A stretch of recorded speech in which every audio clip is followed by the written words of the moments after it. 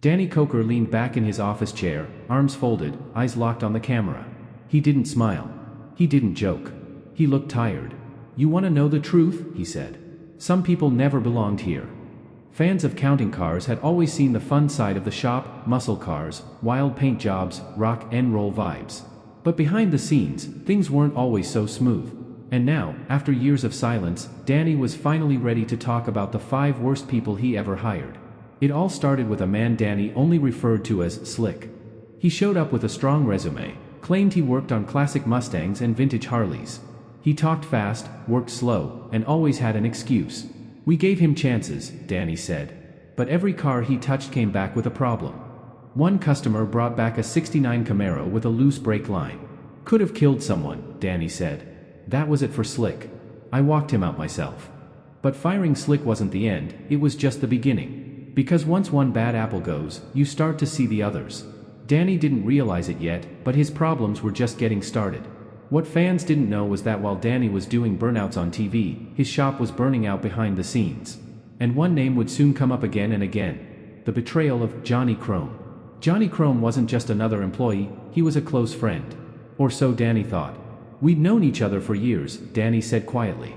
"He helped me build the business from the ground up. But sometimes, it's the ones you trust the most who hurt you the worst." Johnny was great with chrome detailing. His work was flawless. But something started feeling off. Tools missing. Orders not matching invoices. "At first, I thought maybe it was just bad luck," Danny said. But then a trusted vendor came forward. He told me Johnny was ordering double the parts, and selling the rest on the side.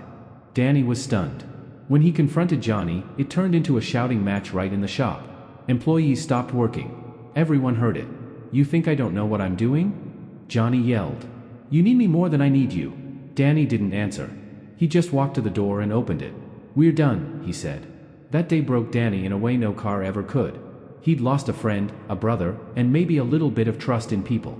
But it wouldn't be the last time someone in the shop tried to pull a fast one. Because next up was someone the fans loved. What fans didn't see about Smiley.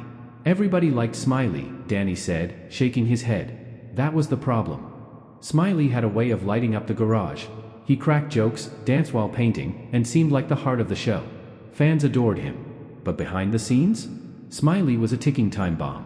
"We started noticing parts disappearing again," Danny recalled. "Small stuff. But consistent.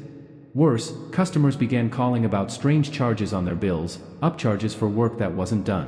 Danny didn't want to believe it. He gave Smiley every chance. "I sat him down, man to man," he said. "I told him, if you're in trouble, tell me. We'll fix it." Smiley promised to clean up. But 2 weeks later, Danny got a call from a customer who said his $80,000 build was never completed, despite full payment.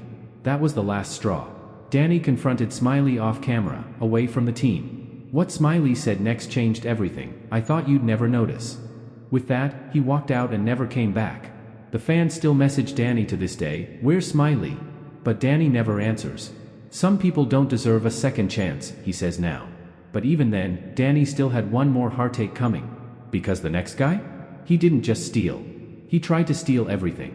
The man who tried to take it all. His name was Rob, and he came in like a storm. Clean-cut, confident, and with a background in sales, Rob wasn't a mechanic. He was hired to help expand the Count's Kustoms brand. He had great ideas, Danny admitted. He talked about new merchandise, partnerships, even opening a second location. At first, it seemed like Rob might help take the shop to the next level. But slowly, Rob started making moves behind Danny's back. He started meeting with investors. He pitched a spin-off show, without telling Danny. "It was like he was trying to become me," Danny said. The worst part? Rob had already filed paperwork, under his own name, for a separate shop using the Count's Kustoms logo. That's when Danny lost it. "We brought in lawyers, shut him down fast," Danny said. "But it shook me. I realized I had let a stranger get too close to the soul of the shop." Rob disappeared after that. No apology. No explanation. Just gone. Danny tightened the circle after that. Only family. Only real ones.